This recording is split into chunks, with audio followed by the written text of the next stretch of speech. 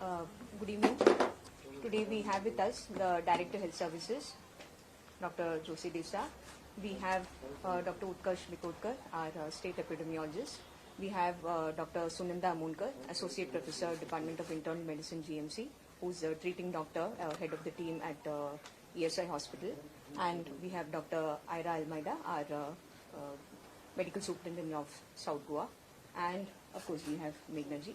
I'll request Dr. Desa to give us an overview of the COVID situation in the state. Good evening. Good evening.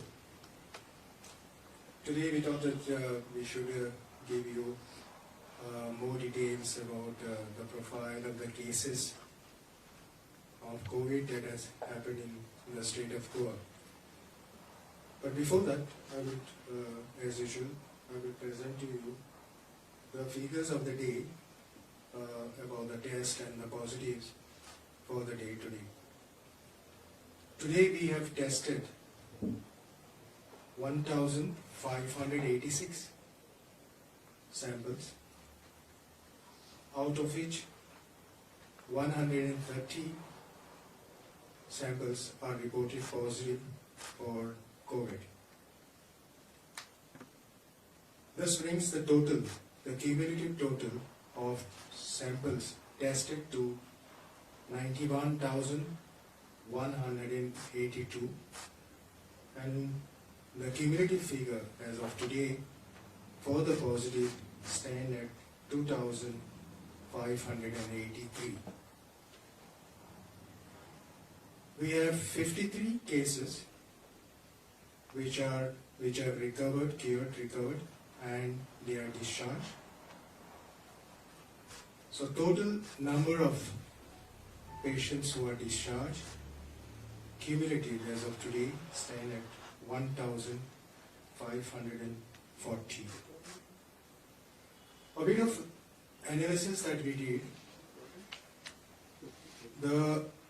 if you take the total population of the state and the total samples tested, that is like we have tested 6.07% of the population of the state. 6.07% of the population has been tested. If you take the positivity rate of the total tested, then we stand at 2.83%. So total samples tested, 2.83% of that tested, total tested, that is 91,182. So we stand at 2.83%. Our recovery rate is 59.6%, and our case fatality rate is less than 1%, it is 0.61% of the total positives. So case fatality stands for 0.61%. Before we go to the profile of the cases, now today's, as I said, we have 130 cases reported positive today, and Dr. Utkarsh will be giving you the breakup of this 130 cases reported positive today.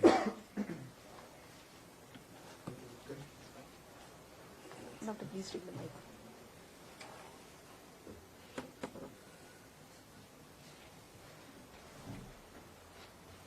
The director has already said we have total of 130 cases today.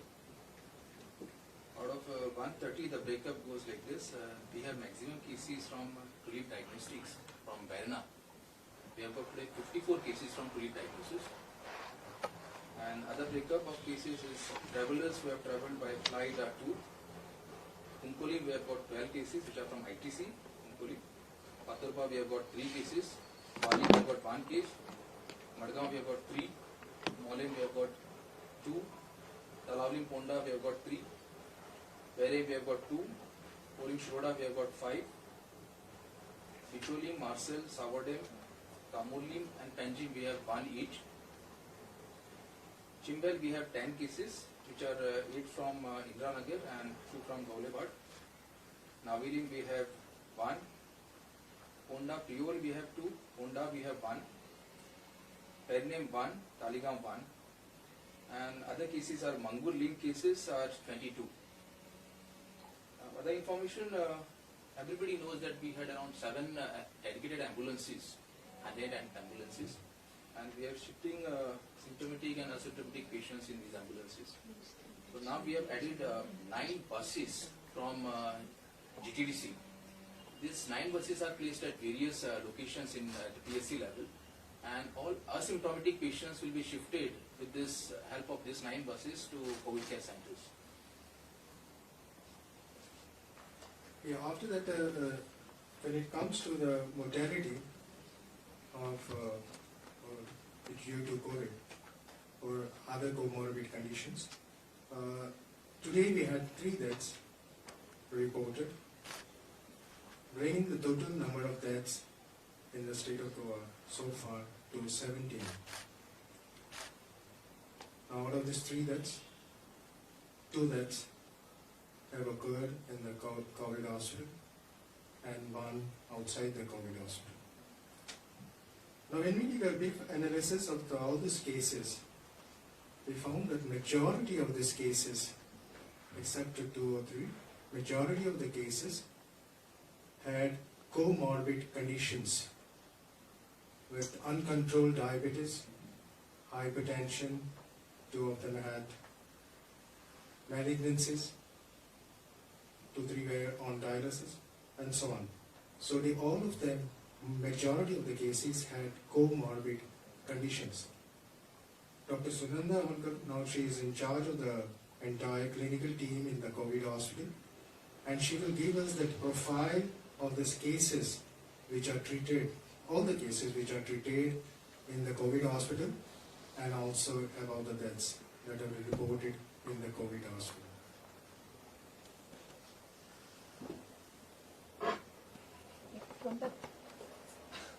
From the time COVID hospital was started, so far we have had 462 admissions, and we have had 14 deaths at the COVID hospital and 3 deaths outside the COVID hospital. As far as the breakup is concerned, there were 9 males, breakup of cases at COVID, 9 males and 5 females, whereas the 3 patients who expired outside the COVID hospital were all males. In relation to age, if we split the deaths, then people who are above 80, we have lost 3 people, of which 2 were bedridden for a prolonged period of time. They had dementia, they had malnutrition, and they tested positive for COVID. One of them tested positive and presented to us with bilateral pneumonia. In the age group between 70 and 80, we have had 4 deaths. 3 of the patients had comorbid conditions like diabetes and hypertension, and 1 of them had a past history of stroke. Between 60 and 70, we have lost 3 patients.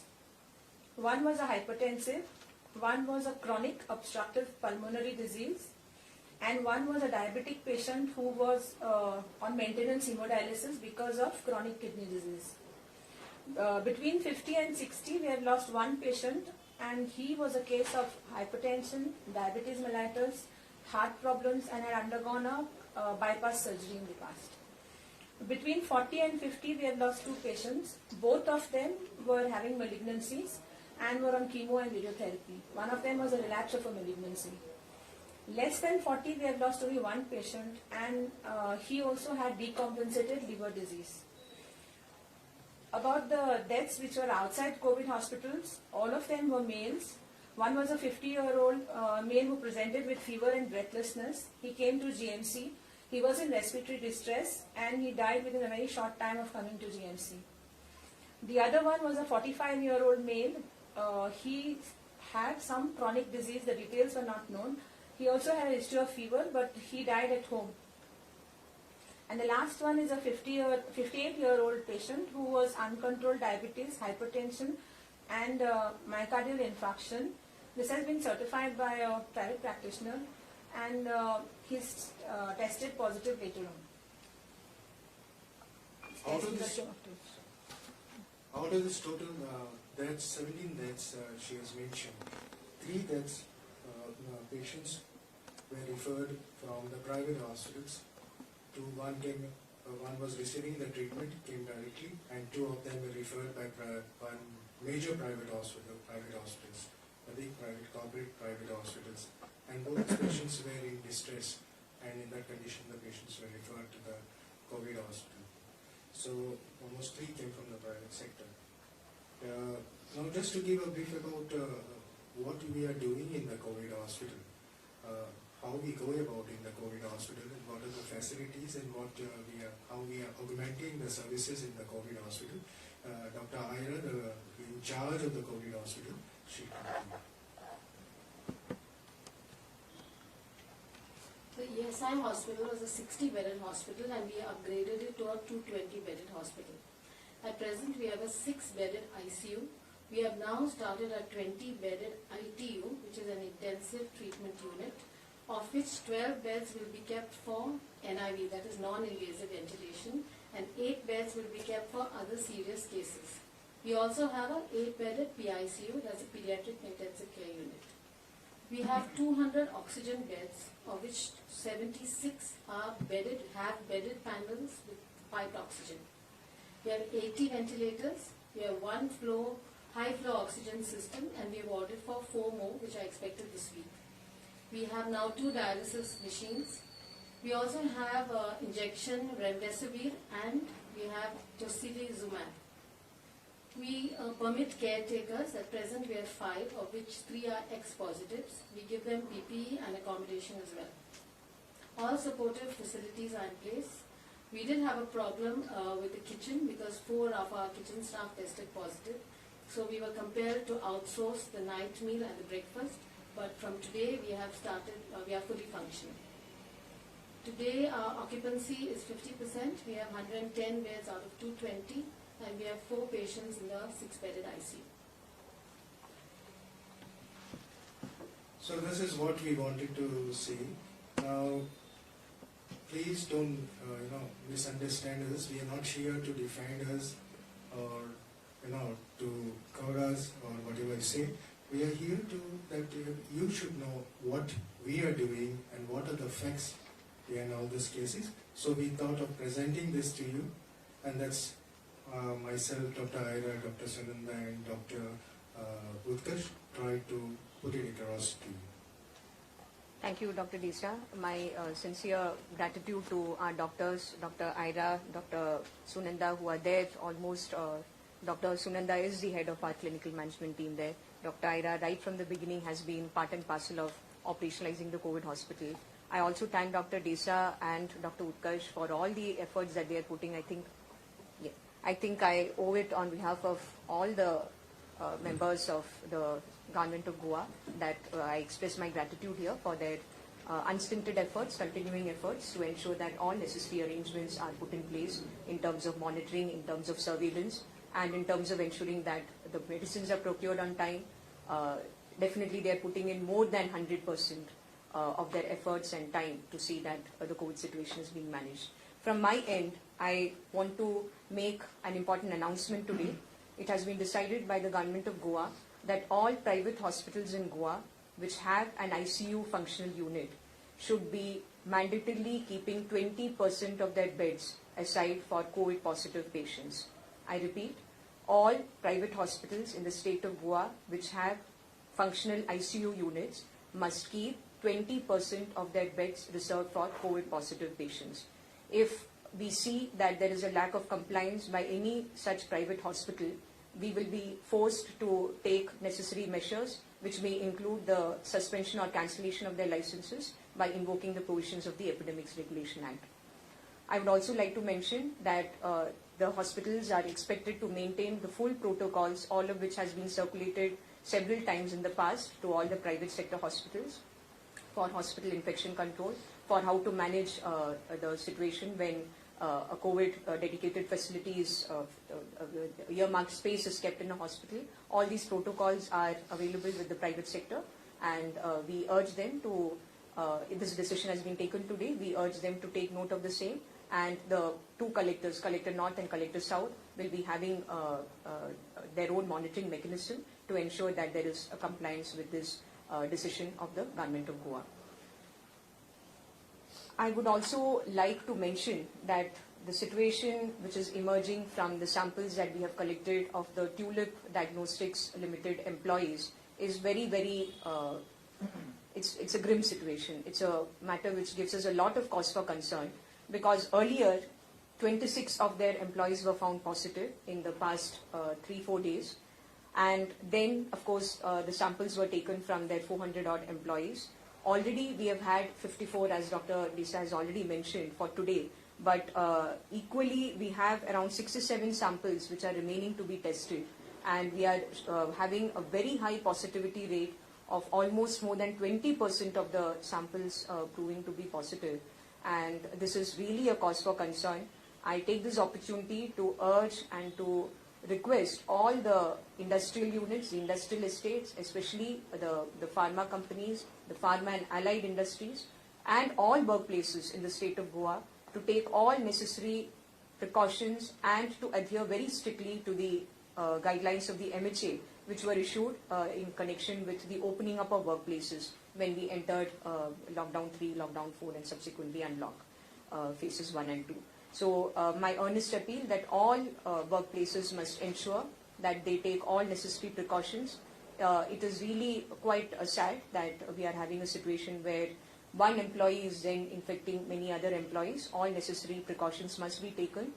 In the case of Tulip Diagnostics, as we can see, the numbers are very, very high. And this is not the final picture, because while the 67 samples remain, I will not be able to tell you what is the final tally. Definitely by tomorrow we will know what is the final tally of the number of positive cases from Tulip Diagnostics. Thank you. Ma'am, in Tulip Diagnostics, how many people, do you have any data, how many people are from outside state working or the bordering states? No, I don't have that data available with me right now. But I can tell you one thing, the government of Goa has not permitted the day-to-day movement of employees. That is something that was requested for, but it was not agreed upon, that employees be allowed to come during the day and go in the evening and then come back. That is not something that we have allowed. But as to how many of them are actually from outside Goa but are staying here and working with any of the companies or for Tulip, I would not be in a position to say. And what is the condition of the MLA Clapasia and I has think- Dr. Yes. Edwin tested positive? I think Dr. Amonkar is the best person to talk about our honorable MLA. So, The Honorable MLA is stable and he's showing signs of improvement. Okay, about Dr. Edwin? Dr. Edwin has tested positive only today, so I have not examined him today, but he is coming to the ESI hospital. Where are these laborers presently of Tulip? Because we're waiting for their results. yes. So where are they currently? They have been asked to be there. They are not exactly laborers, they are employees. They have been asked to maintain very strict quarantine in the places where they are residing. Basically, the company itself has accommodation provided to them. So they have been asked to maintain strict isolation in that accommodation. The persons who have already been tested positive are, of course, being shifted. Any investigation is being done about the source of infection in the Tulip, because 80 people have tested Yes. positive so far. You see, about investigation as such, we have, our job is to trace the contacts, and Dr. Utkarsh, would you like to comment on that? About what was the beginning? Actually, the initial patients, what we have got from even from Tulip, were related to Mangur and Mangur related cases. So the possibility of source of infection for Tulip is from Mangur. But the matter of concern is that it spread. It spread within the workplace, because otherwise we would not have had so many people from the same workplace. So that is, and that too across their units. It's not restricted to one of the units, it is across the units. Any action is being planned against the Sorry? Any action is being planned against the organization, because there will be somewhere left on their part. Well, as of now, you're aware that the Collector South has ordered closure of the unit for 14 days. That's all that I would be able to tell you right now. Any other company have some? Yes, there are a few, one isolated cases which have come up from a couple of other companies. There is one case, Doctor, am I right, from Cipla, and then one more case from, there are a couple of companies from where the cases have come. Suppose if a patient now, like suppose if I test positive and I go to a private hospital, what is the fee that I have to pay them? Yes. So regarding the charges, what we will be, what has been decided already, approved by the government, and the order will soon follow.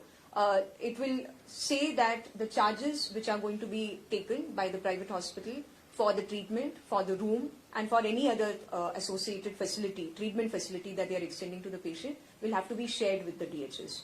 So that will give us an opportunity to see and monitor the rates which are being charged. At this stage, there is no cap set. Not right now, no. There are, yes, sir, yes. Yeah, doctor, a majority of cases are from Vasco or surrounding areas. Is there a reason why, because of this peculiarity?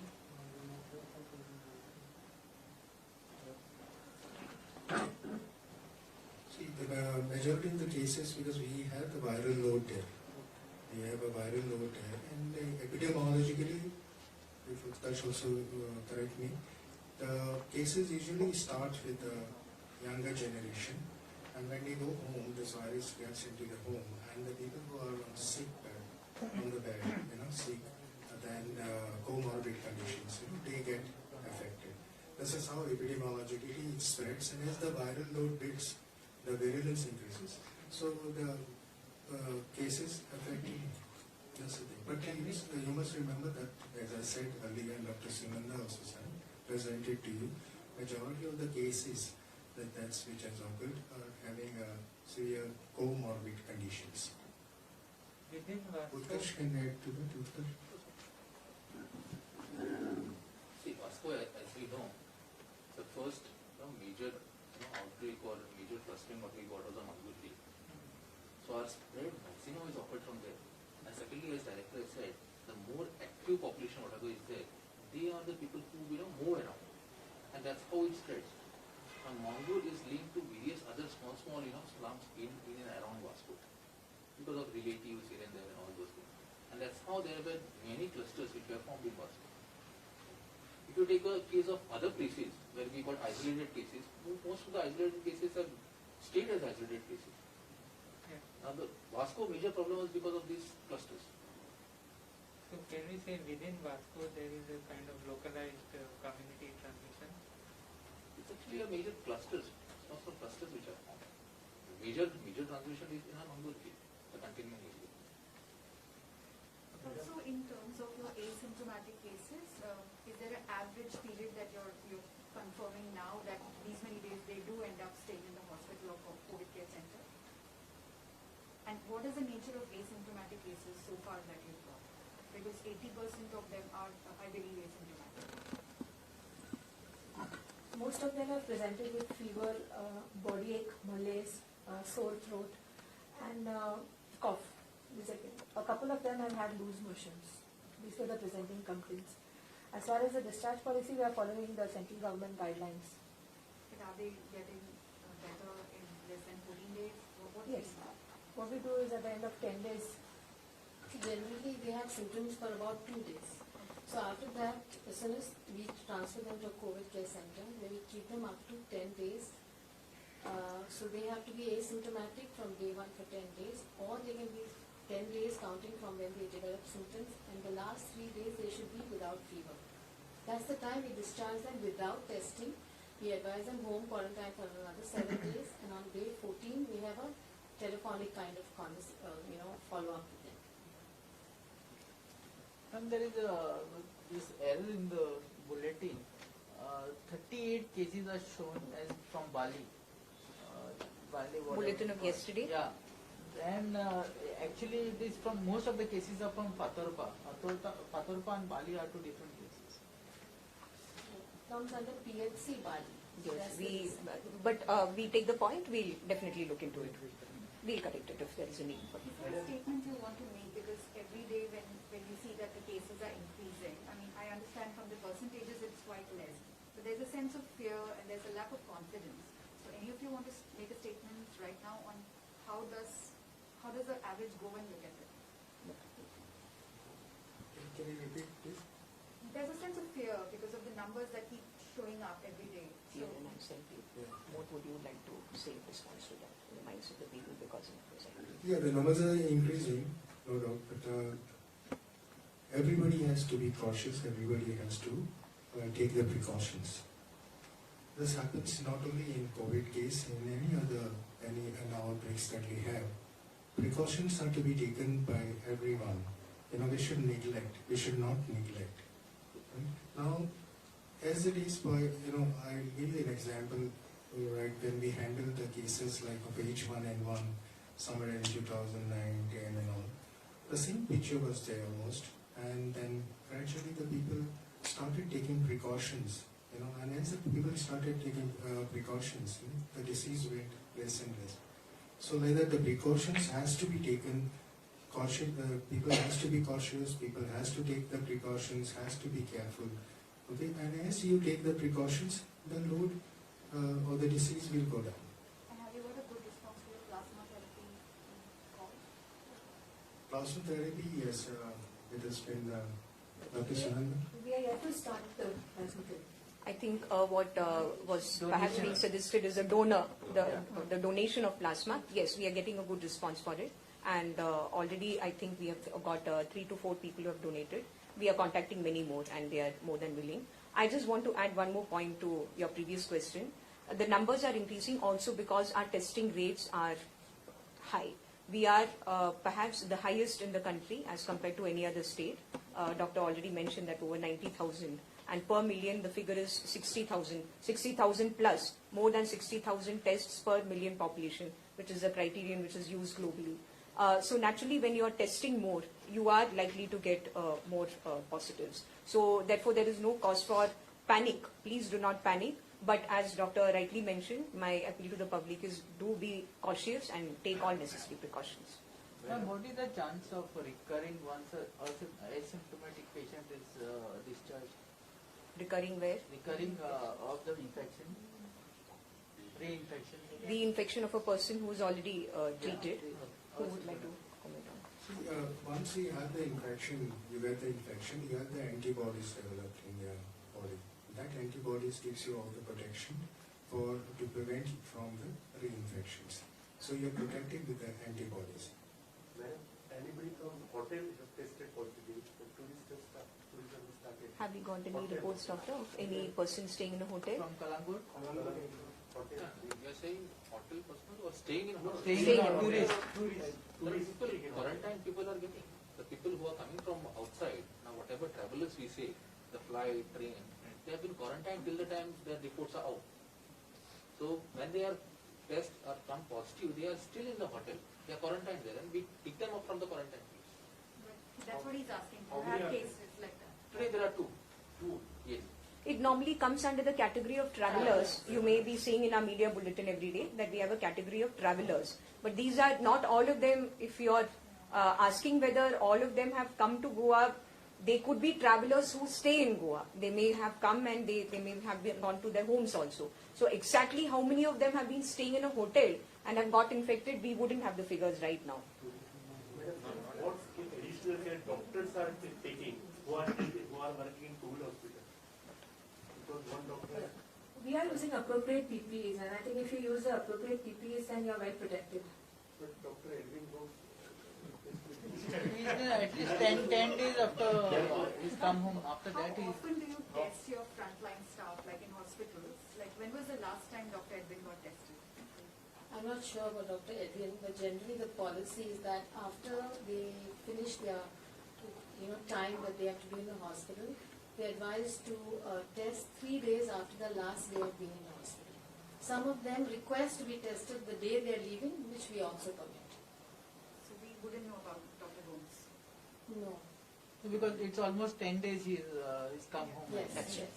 So you mean to say that he's got the infection, contacted the infection somewhere outside? We have not said anything. we hope and pray that Dr. Gomes, who has contributed such a lot to the cause of COVID treatment and COVID management in the state of Goa, we hope and pray that he gets well soon and joins us back soon. We also wish safety and good health to his family. Madam, would the treatment in private hospitals be covered by the TDSSY of the state government? Yes, The full. as per the terms and conditions of DDSSY. And how many of Dr. Gomes' contacts have been quarantined? His immediate family has been swabbed, and definitely we are the same. There's nothing special about Dr. Gomes that way. definitely the contact tracing that we do with every other patient, we are doing with Dr. Gomes as well. And he, being a doctor himself, would definitely have been responsible enough to ensure that he has not interacted with too many people. Extra care while treating, you know. Sorry? Doctors have to be extra cautious while treating the people. Absolutely, absolutely. But this is a virus at the end of the day, and therefore the precautions can be taken, the precautions will be taken and are being taken. Ma'am, in the 17 there, how many Goans are there? Goans, that is not an analysis we have gotten into, because every life lost is a life lost for us. We have not analyzed how many Goans are there. I'm not even very sure how you would define Goan in the sense of trying to find out about a dead person, whether he's Goan or not. I'm not very sure how we would go about that. All right? Yes. Regarding education, work from home, the teachers, government has taken this year. No, the file is under submission and government will be taking a decision. Thank you.